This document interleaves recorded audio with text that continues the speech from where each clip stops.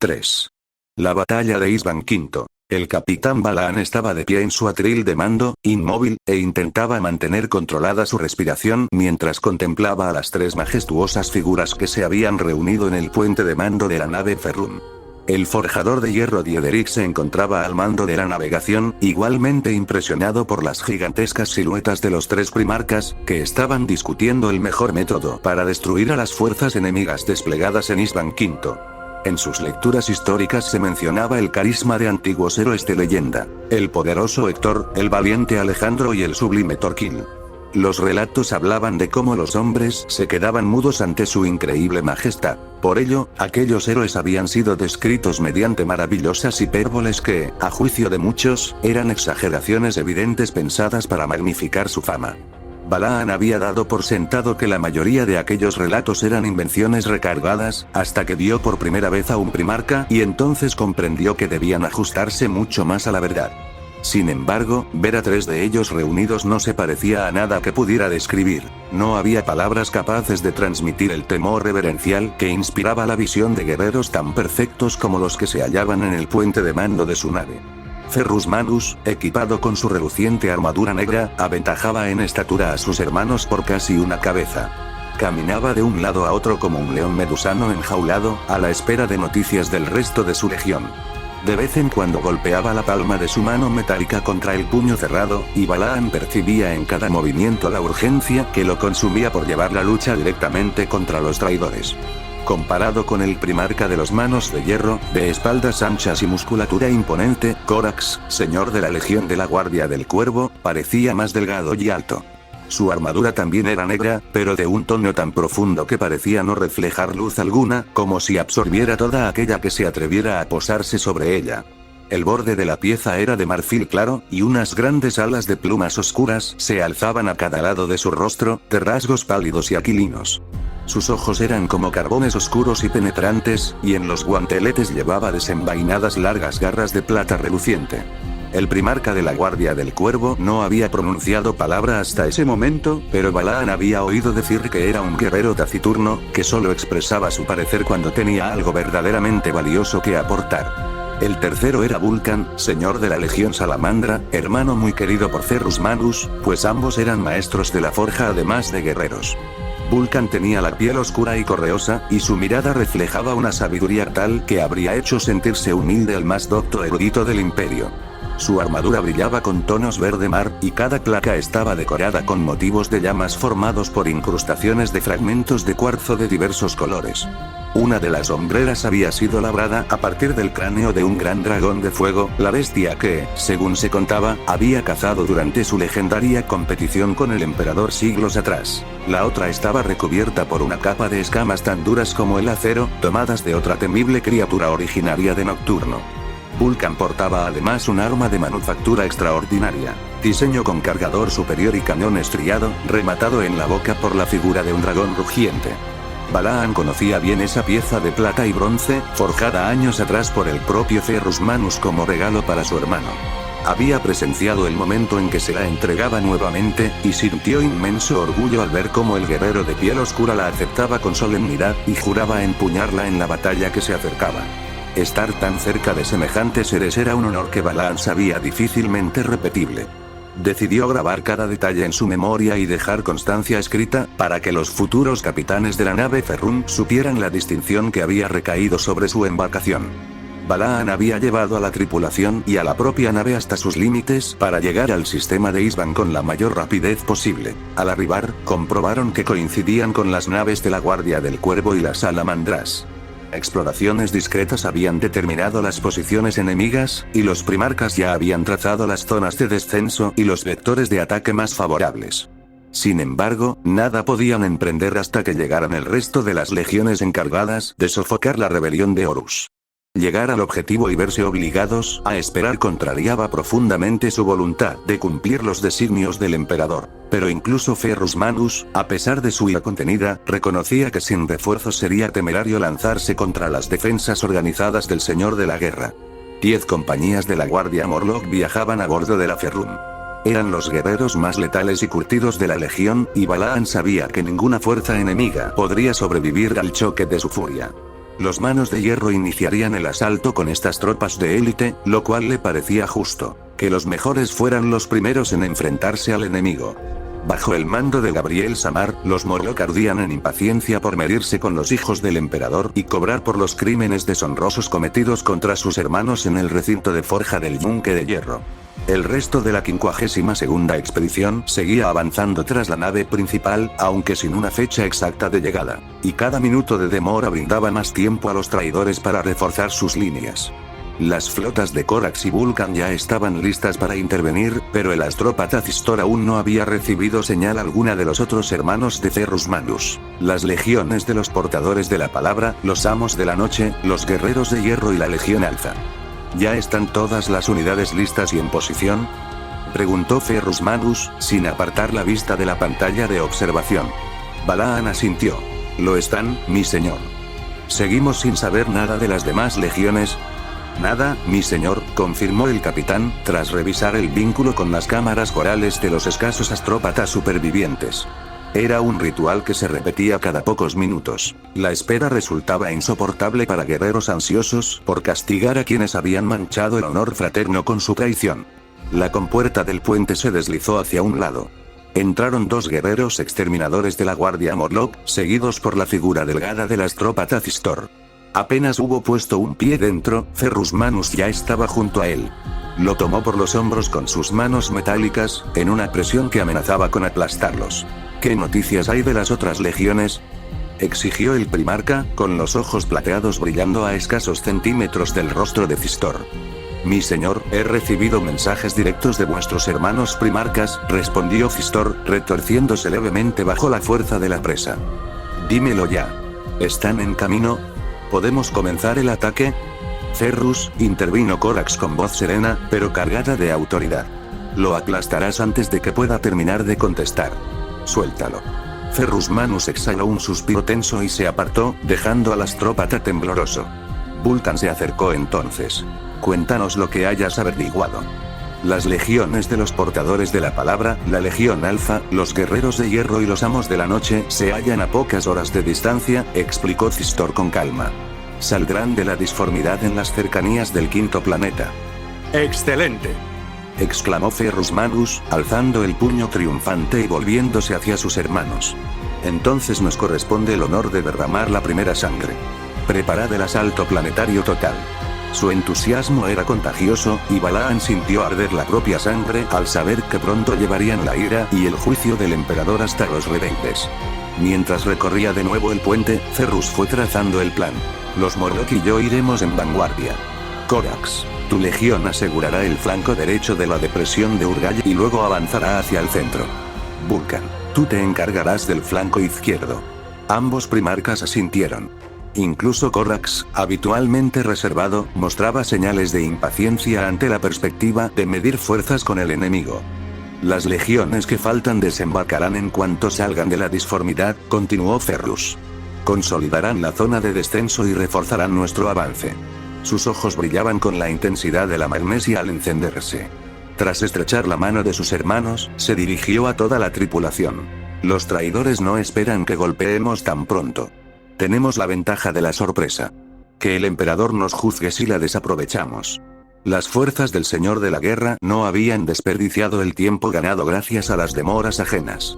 En los 8 días transcurridos desde su llegada a Isban V, guerreros de los devoradores de mundos, la guardia de la muerte, los hijos de Horus y los hijos del emperador se habían distribuido a lo largo de las fortificaciones levantadas sobre el borde de la depresión de Urgaya, listos para el choque inminente. Detrás de sus líneas, escuadras de apoyo de largo alcance ocupaban las murallas de la fortaleza antigua. La artillería del ejército regular esperaba oculta para descargar una lluvia de fuego explosivo sobre cualquiera que se acercara. Frente al muro principal se alzaba el Dies Irae, con sus armas colosales preparadas para sembrar destrucción entre los enemigos. Su comandante supremo, el príncipe Psturnet, había jurado personalmente expiar así la traición que se había desatado en su propio puente durante la batalla de Isban III. Casi 30.000 guerreros astartes permanecían agazapados en el extremo norte de la depresión, con las armas listas y el ánimo forjado en la convicción de que su causa era necesaria y justa. El cielo seguía siendo una cubierta continua de nubes gris pizarra. El único sonido que se sumaba al aullido fantasmagórico del viento era el roce constante de metal contra metal. Una atmósfera solemne y cargada de historia parecía descender sobre el desierto. Todos sabían que esos eran los últimos instantes de calma antes de que el lugar se transformara en un inmenso y sangriento campo de batalla. La primera señal llegó cuando un resplandor rojizo y apagado fue intensificándose tras la capa de nubes, bañando todo el paisaje con luz creciente. Luego vino el sonido, un retumbar grave que se fue elevando hasta convertirse en un alarido agudo y penetrante. Las alarmas estallaron. Las nubes se rasgaron bajo haces de luz ardiente que caían como una tormenta de fuego.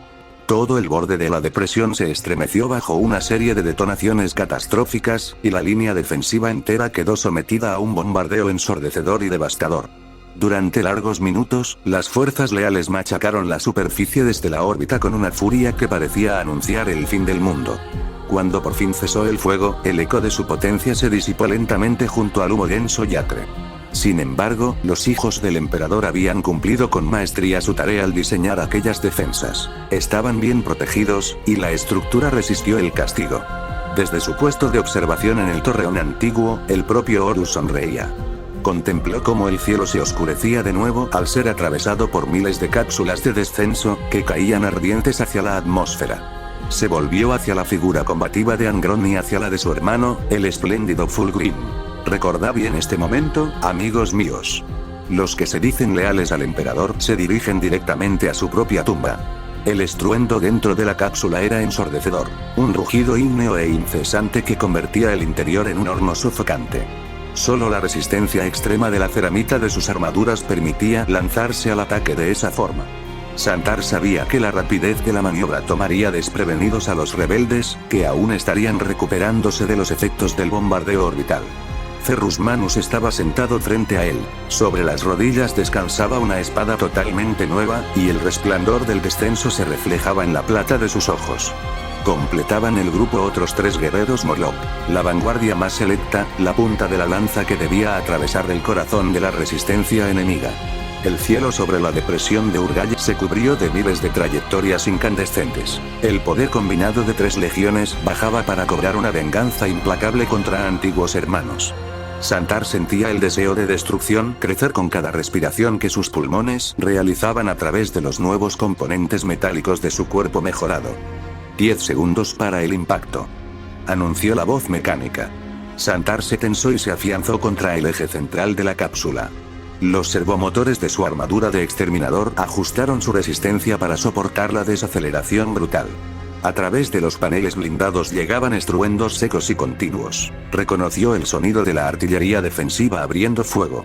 Le parecía imposible que nada ni nadie hubiera podido sobrevivir al castigo recibido desde la órbita. El frenado por retrocohetes precedió al golpe seco y violento del aterrizaje, que tensó al máximo los arneses de gravedad. Santar era veterano en estas maniobras y estaba acostumbrado a tal violencia. Apenas hubo contacto con el suelo, pernos explosivos soltaron las escotillas, que cayeron hacia los lados quemadas y deformadas. Liberado de su sujeción, salió disparado hacia la superficie de Isban V. Lo primero que vio fue cómo el fuego de miles de cápsulas había transformado el cielo gris en una maraña de luz y humo. La tierra temblaba bajo explosiones continuas. Las ondas expansivas eran tan potentes que convertían en pulpa orgánica los cuerpos alojados en las armaduras que caían demasiado cerca.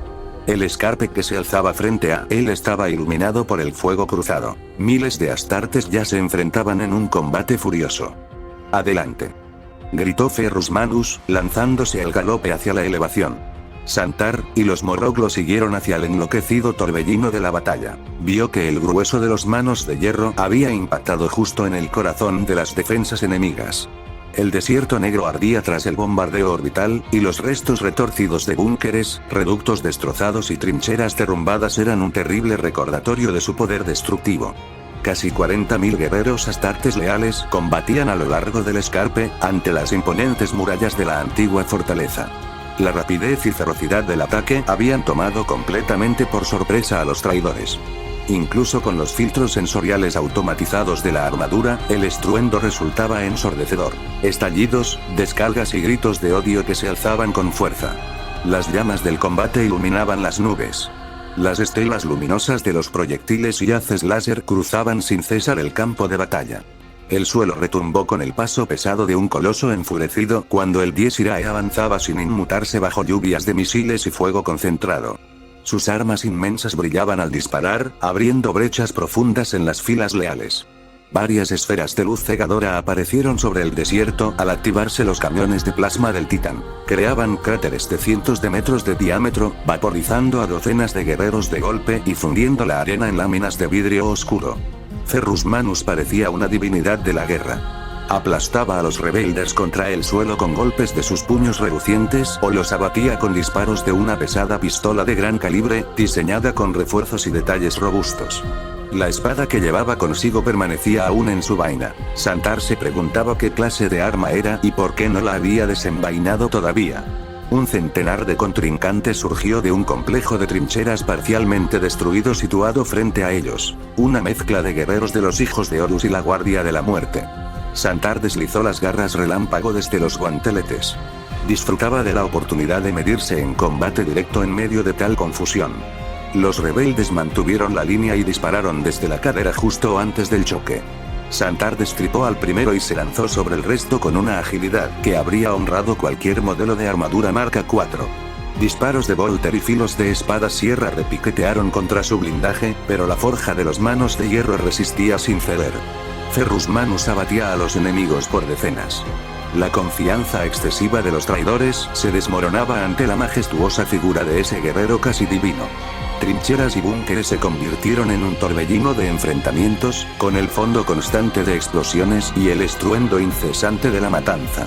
Órdenes, avisos y gritos de victoria o desesperación recorrían el canal de comunicaciones de su casco, pero Santar no prestaba atención a nada de ello. Estaba demasiado absorto en la liberación intensa que suponía combatir y eliminar enemigos. Incluso en medio de aquel caos, el capitán pudo notar que el avance por la depresión de Urgall transcurría favorablemente. Cientos, quizá miles, de traidores habían caído en los primeros momentos del choque. Compañías enteras de las salamandras aprovechaban el impulso del ataque. Sus unidades con lanzallamas recorrían trincheras y reductos, limpiándolos de enemigos mediante chorros de Prometeo encendido. De vez en cuando, la penumbra cargada de humo se veía atravesada por destellos intensos. Santar reconoció esa luz. Provenía del arma que su primarca había forjado y regalado a Vulcan. Allí estaba él. La imponente figura de Vulcan avanzaba entre la lluvia de proyectiles, abatiendo enemigos con cada mandoble de su espada o con cada descarga del arma creada por su hermano. Una explosión inmensa estalló a sus pies y lo envolvió en una nube de llamas mortales. Decenas de sus guerreros, los dragones de fuego, salieron despedidos por el aire, con las armaduras fundidas y la carne desgarrada. Pero Vulcan atravesó aquel incendio sin sufrir daño alguno y continuó combatiendo al mismo ritmo implacable. Ferrus Manus se adentró aún más en las filas contrarias. Ningún entrenamiento había preparado a sus oponentes para enfrentar la furia desatada de un primarca. Los Morlocks seguían a su señor, formando una cuña de combate que abría paso sangriento entre los traidores, a fuerza de disparos y golpes. Detrás de la vanguardia del asalto por cápsulas, los transportes pesados de las flotas leales luchaban por atravesar la densa cortina de fuego antiaéreo que salía desde el interior de la antigua fortaleza. Naves envueltas en llamas caían en espiral hacia el suelo, destrozadas por ráfagas de munición trazadora o reventadas por torpedos de masa reactiva.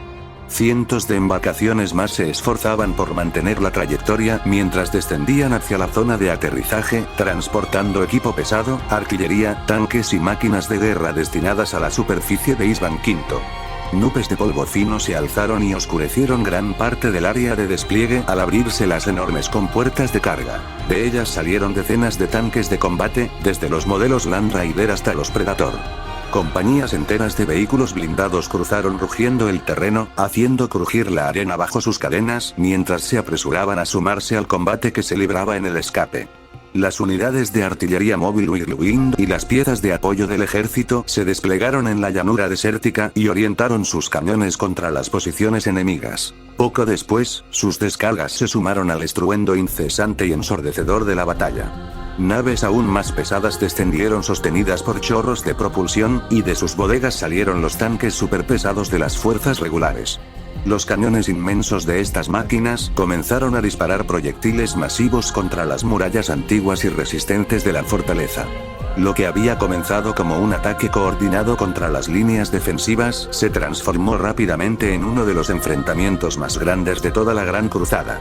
En total, más de 60.000 guerreros astates combatían en la llanura oscura de Isban V, y aunque por causas trágicas y opuestas, la batalla quedaría registrada en los anales de la historia imperial como uno de los choques más épicos jamás librados. El empuje de las fuerzas leales hacía retroceder el centro de la línea enemiga, formando una curva cuyo punto más avanzado lo ocupaba Ferrus Manus. Las unidades de asalto de la Guardia del Cuervo, veloces y feroces, destrozaban el flanco derecho contrario. Sus formaciones de alas de combate caían desde el cielo impulsadas por retrocohetes, abatiendo enemigos con golpes potentes de espadas curvas. Korak se lanzaba contra las filas de los hijos de Horus como una ave de presa oscura y letal. Moviéndose gracias a su sistema alado de propulsión, acababa con cuantos se le acercaban mediante el uso de sus largas y afiladas garras. En el otro extremo, la Legión Salamandra abrasaba a sus oponentes. Columnas de humo espeso señalaban claramente hasta dónde había llegado su avance. Sin embargo, hasta ese momento, los traidores habían logrado responder a cada paso que daban las fuerzas leales. La figura aterradora del primarca de los devoradores de mundos avanzaba matando a cientos de guerreros que intentaban cruzar sectores cubiertos por las escuadras de apoyo de su legión. Angron aullaba como una divinidad guerrera de tiempos remotos. Sus armas gemelas destrozaban a cualquiera que osara acercarse.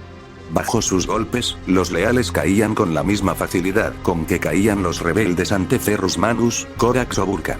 En contraste con la furia salvaje de Angron, Mortarion, el Señor de la Muerte, mataba con una eficiencia siniestra y calculada, segando decenas de combatientes cada vez que blandía su temible guadaña de combate. Su Guardia de la Muerte luchaba con tenacidad y precisión implacables. Dondequiera que se hallaban los primarcas rebeldes, ninguna línea enemiga lograba avanzar. Las fuerzas leales chocaban contra ellos como contra un peñasco inamovible. Los hijos de Horus combatían a lo largo de todo el frente con un odio profundo y amargo. El primer capitán Abaddon dirigía en combate a las tropas de élite del Señor de la Guerra, y su ira resultaba aterradora. Mataba con una violencia incesante. A su lado, Horus Aximan luchaba con golpes precisos y casi mecánicos. Sus ojos no dejaban de mostrar asombro ante la magnitud de la carnicería que se desarrollaba.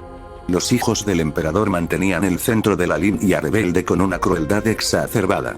Sus guerreros aullaban con goce salvaje cada vez que lograban herir o matar a quienes habían sido sus hermanos. A medida que repelían los ataques, cometían actos de horror antinatural. Mutilaron y degradaron tanto a los caídos como a los heridos, aunque hasta ese momento no se había visto en primera línea a su primarca, Fulgrim. Entre la confusión aparecieron guerreros con armaduras modelo Marca 4, modificadas de forma extraña y recubiertas de pieles. Se movían con saltos bruscos en medio de los combates más encarnizados. Luchaban sin casco, con las mandíbulas desencajadas y lanzando gritos repulsivos. Estaban equipados con armas desconocidas que emitían descargas resonantes de sonidos armónicos disonantes, capaces de abrir surcos sangrientos en las filas de los manos de hierro. Grandes tubos y altavoces instalados en sus armaduras amplificaban aquellas vibraciones y aullidos mortales. El ruido ensordecedor dañaba tanto a los guerreros como a los vehículos blindados sin distinción. Cuando por fin el grueso del equipo pesado terminó de desplegarse en la retaguardia, las explosiones se intensificaron entre las posiciones rebeldes. Incluso Angron y Mortarion se vieron obligados a retroceder para salir del alcance efectivo de la artillería leal. Ferrus Manus avanzó más decididamente por el centro, y sus manos de hierro penetraron aún más en el corazón de las defensas enemigas, impulsados por el deseo de castigar la traición y descargar toda su furia contra los hijos del emperador. Morían miles cada minuto. La escala de la matanza resultaba impresionante. La sangre corría literalmente en arroyos hacia la depresión de Urgaya, abriendo surcos profundos y pegajosos en la arena oscura. Nunca antes se había concentrado tal poder destructivo en un espacio tan reducido. Había capacidad militar suficiente para conquistar un sistema planetario entero, desplegada en una franja de apenas 20 kilómetros de ancho. Escuadrones enteros de vehículos se esforzaban por llegar hasta la línea de fuego, pero la acumulación masiva de cuerpos y escombros era tal que impedía avanzar y aplastar las defensas bajo su peso blindado. Los Land Raider formaron filas de tiro, y haces paralelos de luz láser roja impactaron contra la fortaleza y contra la gigantesca silueta del Dies Irae.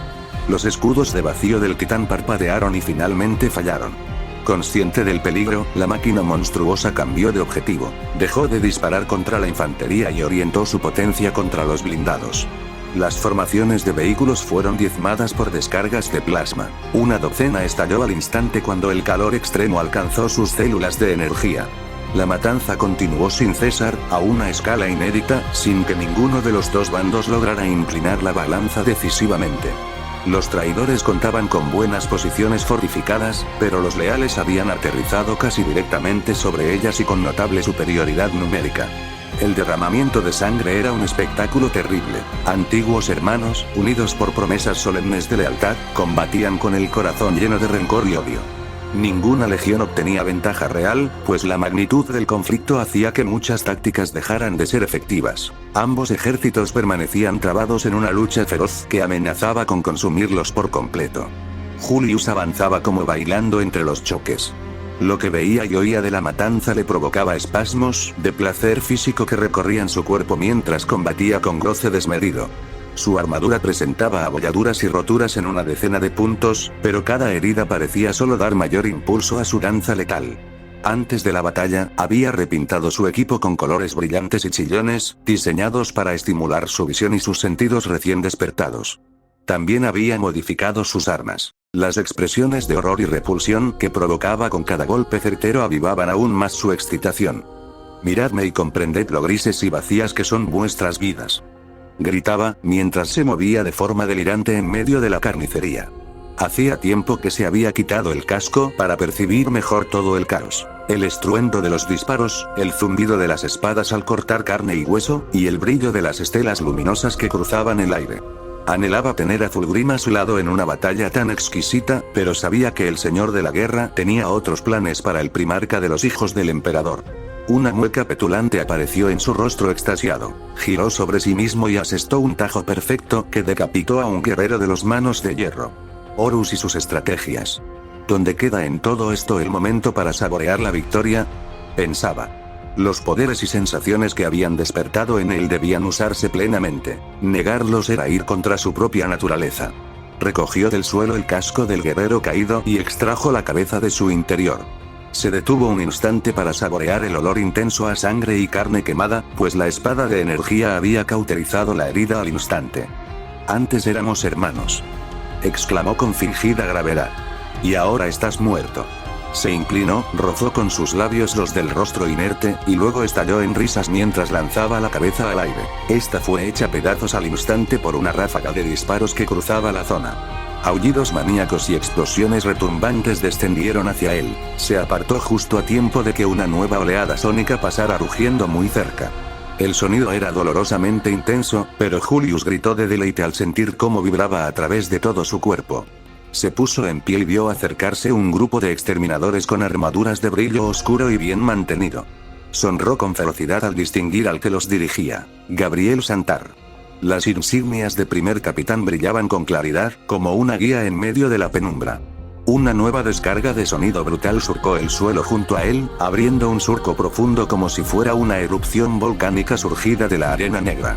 Julius miró hacia atrás y vio a Marius, cubierto de pieles humanas. Rugió de alegría al confirmar que su camarada seguía vivo y combatiendo a su lado.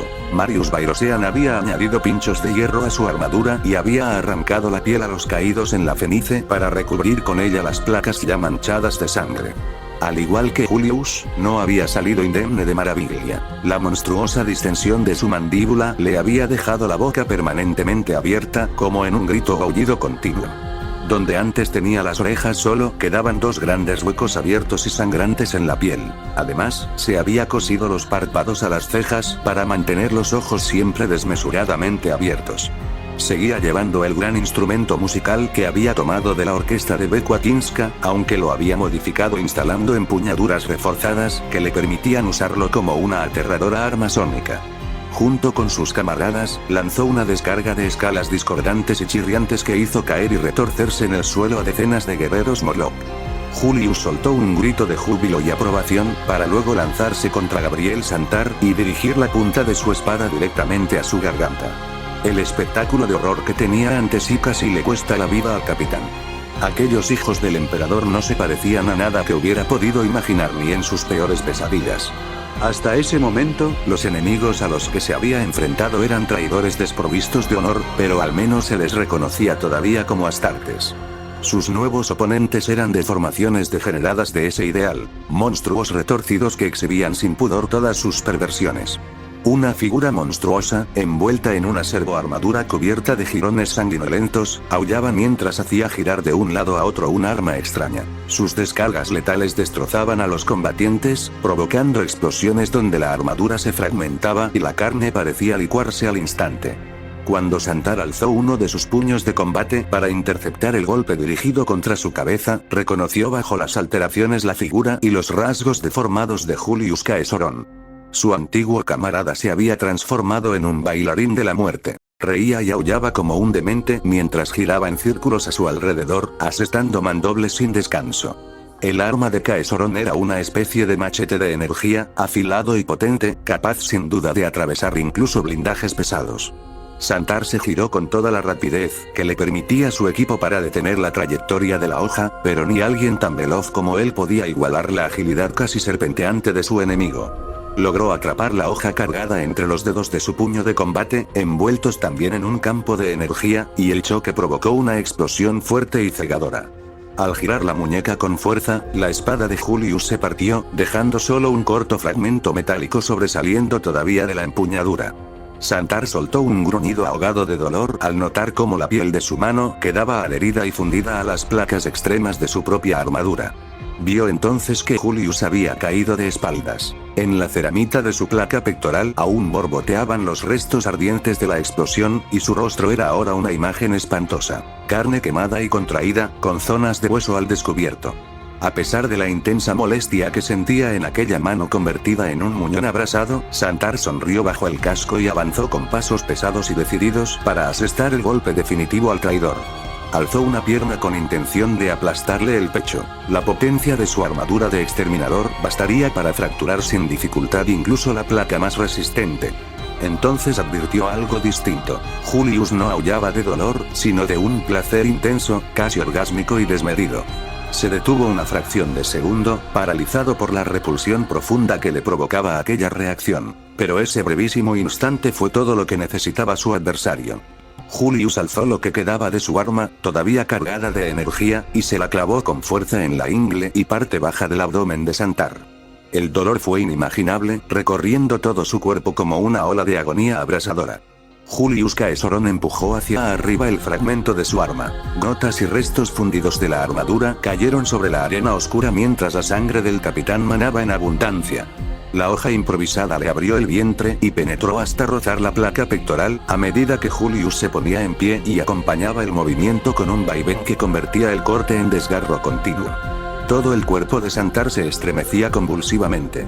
Ni siquiera las sustancias analgésicas que su sistema inyectaba a máxima velocidad lograban mitigar el sufrimiento atroz de ver cómo desgarraban su torso entero. Intentó moverse para responder o zafarse, pero los mecanismos de la armadura se habían bloqueado por el daño y la tensión.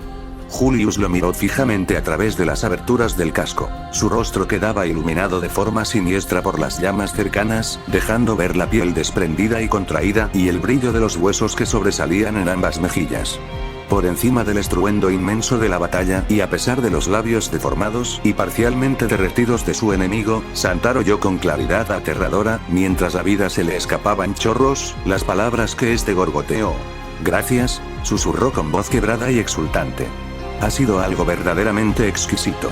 El campo de batalla de Isban V se había convertido en un matadero de proporciones épicas. Los guerreros traidores, transformados y endurecidos por el rencor y la corrupción, se enfrentaban a quienes habían sido sus hermanos en un conflicto sin parangón por su crueldad y ferocidad. Seres de poder casi divino caminaban sobre la superficie del planeta, y la muerte avanzaba siempre a su paso. La sangre de héroes y rebeldes corría como ríos oscuros. Mientras tanto, los adeptos encapuchados del Mechanicus Oscuro desplegaban creaciones depravadas, elaboradas con tecnología robada a la tecnocracia uretiana, que sembraban aún más caos y destrucción entre las filas leales. Cada segundo que pasaba, centenares de combatientes caían en la depresión de Urgal. La certeza de una muerte casi inevitable se cernía como un velo sombrío sobre cada guerrero allí presente. Las fuerzas rebeldes mantenían aún la resistencia, pero su línea comenzaba a ceder bajo la furia incesante del avance leal. Bastaría el mínimo cambio de circunstancias para que toda la estructura defensiva se rompiera definitivamente. Y ese cambio llegó. Como cometas brillantes surgidos desde lo alto, las estelas de propulsión de incontables cápsulas, naves de desembarco y transportes pesados, atravesaron las nubes de humo salpicadas de fuego, descendiendo hacia la zona de despliegue leal, situada en el extremo norte de la depresión. Cientos de aparatos Thunderhawk y Stormbear rugieron al enfilar hacia la superficie. Sus fuselajes blindados y distintivos revelaban que el poder de otras 4 legiones acababa de llegar a Isban. Eran nombres legendarios, cuyas hazañas se conocían en toda la extensión de la galaxia. La Legión Alfa, los portadores de la palabra, los amos de la noche y los guerreros de hierro.